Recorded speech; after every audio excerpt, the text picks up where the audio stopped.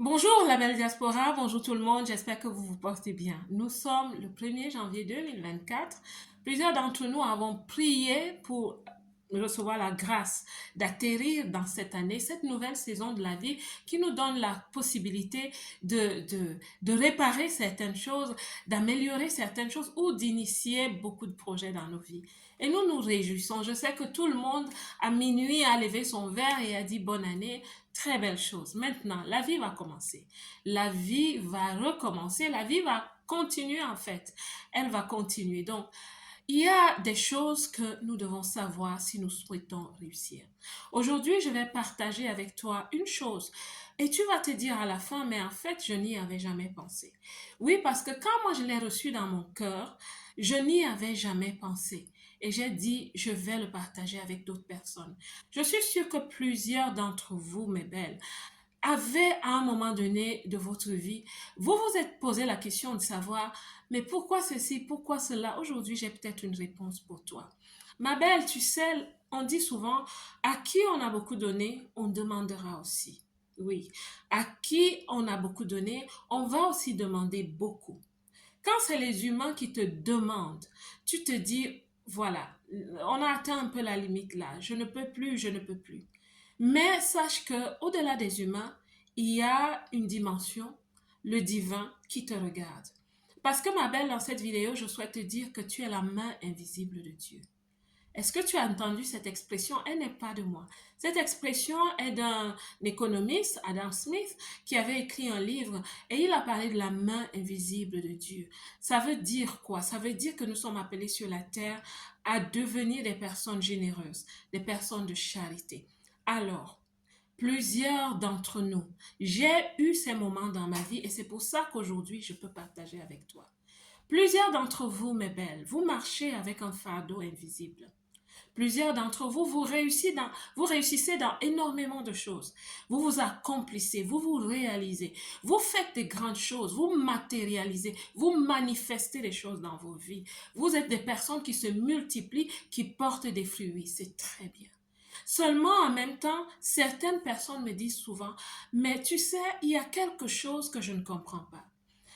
Je réussis dans ma vie, je ne dois rien à personne, je n'ai pas de dette, je n'ai rien emprunté, mais j'ai l'impression qu'il y a un fardeau sur moi. C'est comme s'il y a une redevance, quelque chose. Et parfois, je vis dans la culpabilité. Oui, il y a des gens qui vivent dans la culpabilité, ils ne savent pas. Il y a plusieurs raisons. Mais quand tu as regardé autour et tu t'es dit, mais en fait, je n'ai rien fait de mal à quelqu'un, je ne dois rien à personne. Ma belle, arrête-toi. Il y a des choses sur toi, dans ta vie. Il y a des choses dans ton patrimoine. Il y a des choses chez toi qui ne sont pas à toi. Oui, parce que ça peut être le dixième ou plus, peut-être moins pour certaines personnes. Il y a un pourcentage de choses dans ta vie. Quand je dis de choses, ça peut concerner ta connaissance, tes compétences. Il y a des gens qui ont beaucoup étudié, mais qui ne partagent jamais leurs compétences ou leurs connaissances avec des gens, avec des plus jeunes.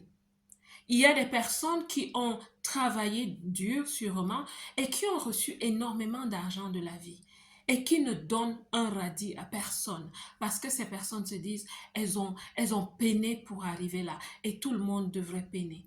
Il y a des personnes, tu vas me dire, moi je n'ai pas d'argent et je n'ai pas de connaissances intellectuelles, mais je t'assure que dans la vie, chacun d'entre nous peut donner quelque chose à quelqu'un. Si tu es vraiment quelqu'un qui n'a presque rien, disons, tu as le service, tu peux aller aider quelqu'un. Tu peux appeler quelqu'un et lui dire, j'ai appris que tu organises ceci, je viens t'aider. Je viens t'aider à porter les chaises. Je viens t'aider à faire ceci. Tu peux aider. Tu n'as rien, tu as un voisin qui a une voiture, au lieu de le regarder d'une certaine façon et peut-être méchante parce que tu te dis que la vie est injuste, non, tu peux aller un matin et lui dire, grand, j'ai vu que ta voiture ça fait une semaine, c'est comment? Peut-être le grand en ce moment n'a vraiment pas d'argent et ne peut pas aller à la laverie auto. Ça peut arriver. Et c'est toi qui seras son secours et son sauveur en ce moment. On a tous quelque chose à donner. Et parfois, les gens sont frustrés dans leur vie et ont l'impression qu'ils portent un poids, un fardeau, qu'ils ne reconnaissent pas parce qu'ils ne peuvent pas identifier. C'est parce que dans ta vie, il y a beaucoup de choses qui ne t'appartiennent pas. Oui, tu reçois 100% de quelque chose, d'une cagnotte, tu reçois 100% d'une promotion, tu reçois 100% de quelque chose, des choses que la vie t'apporte, la faveur de la vie t'apporte, la faveur de Dieu et la faveur des humains. Mais tu gardes tout pour toi. Non, vas-y, cherche. Pour toi, c'est peut-être 10% ou plus. Va donner à toutes ces personnes que tu as vues un jour. Tu as eu un pincement de cœur. Tu as su que tu étais la solution, mais tu es passé. Va appeler ces gens. Il y a autour de toi des familles qui sont dans le manque total. Tu les vois, mais tu as peur. Qu'est-ce qu'on va dire? On va dire que j'ai réussi. On va dire que je veux montrer. Non, on ne va pas dire. Vas-y, fais la charité. Libère-toi. Plus tu vas te libérer de ces fardeaux, oui, parce qu'à un moment donné, quand ça ne t'appartient pas, ça devient des fardeaux. Ça crée de l'amertume. Ça crée le sens de culpabilité même. Tu ne sais pas d'où il vient. Il vient de là. Ton esprit te dit qu'il y a des choses dans ta vie qui ne sont pas à toi. Je te parle dans cette vidéo de générosité, je te parle d'amabilité, je te parle de charité, je te parle un peu du don de soi. Tu vois, le don de toi, parfois. Tu n'as pas l'argent, tu peux faire le don de toi par le service, simplement par le service. Donc, je m'arrête en ce 1er janvier 2024 pour que nous commencions bien, que nous commencions tous ensemble et qu'on réussisse d'ici la fin de l'année et toutes les années que nous avons la grâce, que nous aurons peut-être la grâce d'avoir, qu'on réussisse. C'est les principes de vie, c'est les valeurs de vie, sans lesquelles les riches ne sont pas riches. Vous voulez que j'ouvre cette parenthèse parce que ça, c'est les principes.